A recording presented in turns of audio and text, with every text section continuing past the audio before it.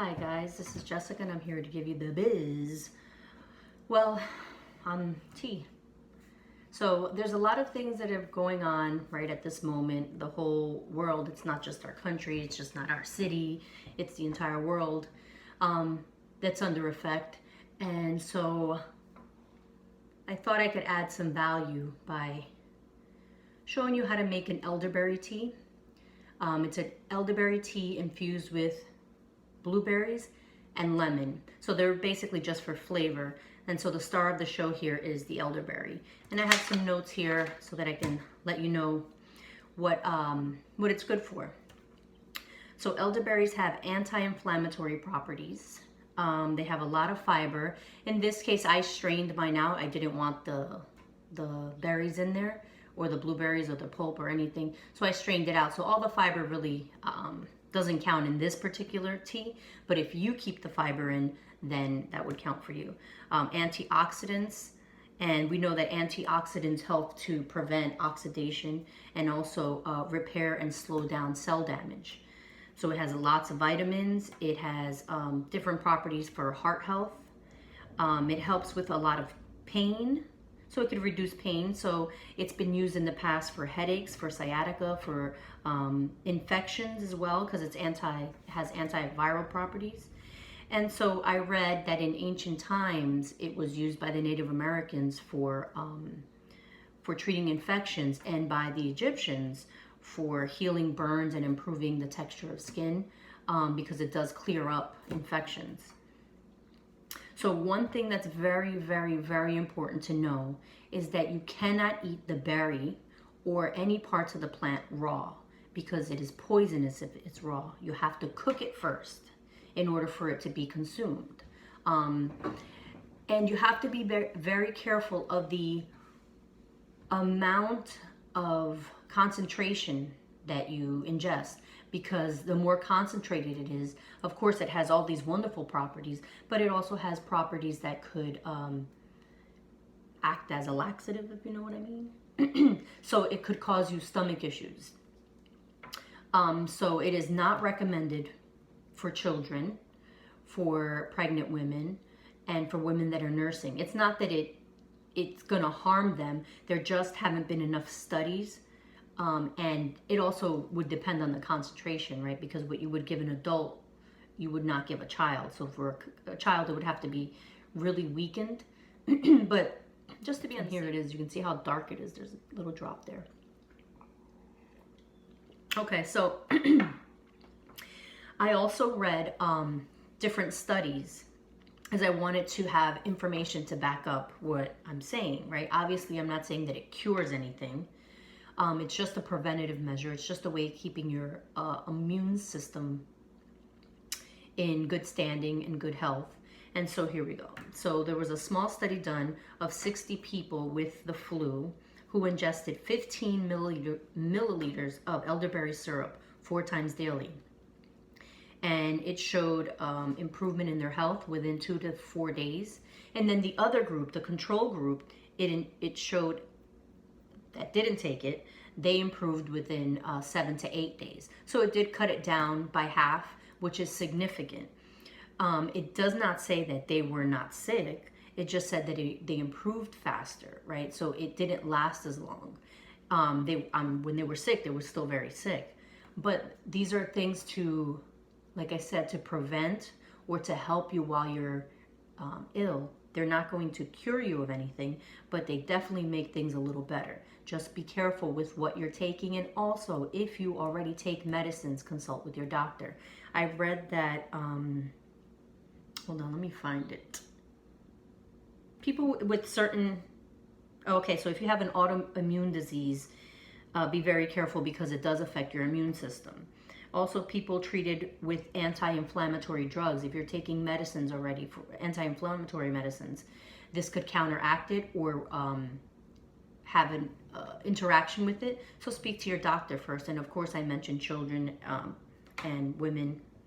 And that's only because there aren't any studies, because they have had some people use it, and it hasn't had an adverse effect, but there haven't been studies done, so they don't recommend it. So back to the studies, the overall was that the elderberry can reduce the length and severity of symptoms of the flu virus, but more studies need to be done. I will either post somewhere on here the studies that I read. Some of them, I didn't read them all. I definitely read number 3, and then a different one that was on PubMed. That was the one with the 60 people. And PubMed, there was a lot of studies that I read, but most of them, actually all of them, were small studies. So 60 people, 65 people, 30 people, 32 people, 300 people. They were never on a large scale, so we don't know how it affects a certain demographic or a certain economic, people with certain advantages and things. So if you want to read, I'll leave the list there.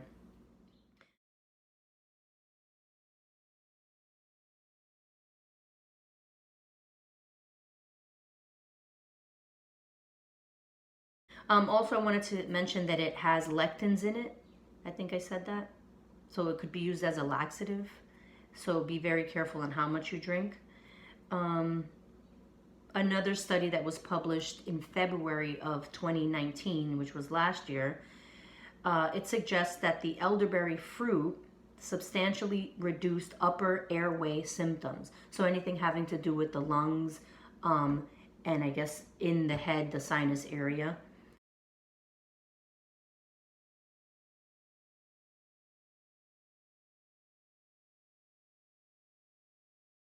So that's good to know. Also, a few more things that I wanted to mention was the blueberries that were added to it, of course, add something to it as well, which is they are high in antioxidants, potassium, folate, vitamin C, B12, and a bunch of phytonutrients.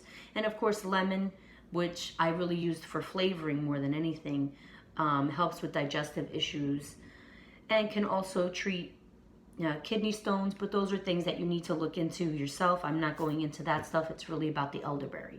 I will add the video. Now I can't even talk. I will add the video into this so that you can see how I made it, and it's very simple. Normally, I soak the berries for a few minutes before I even, excuse me. I soak them for a few minutes before I even start to boil them, just to make it a little faster, and also because I don't want to kill all the nutrients and all the good things that are in there already. We're trying to make a healthy tea, not strip it of all its healthy properties. So stay tuned for that, and thank you very much. So these are elderberries. You take about a teaspoon. Let me get a teaspoon right here.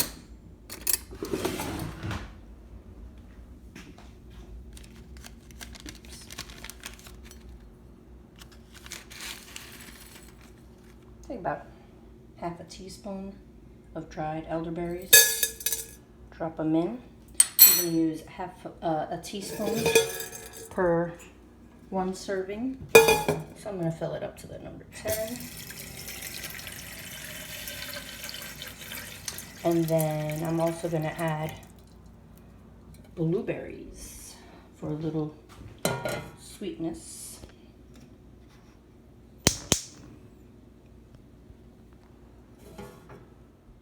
So I put the blueberries in. It's probably like a handful of blueberries. And you're gonna let that boil.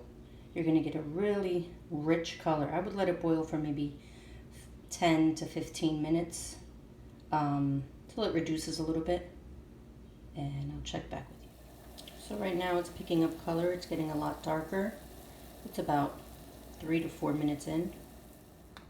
So then I like to cut a lemon and give it a good squeeze. Doesn't matter if the seeds fall out because I will strain it. Ooh.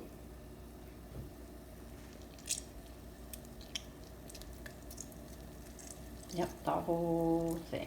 And then just drop it in. Wash your hands, of course. Okay, and let that boil down now until it's ready.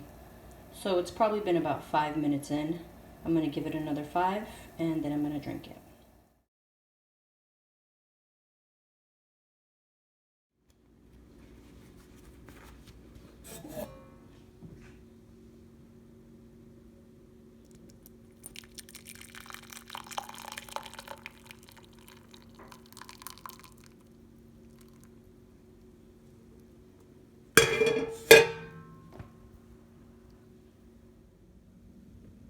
So at this point, you can add some sweetener to it if you want.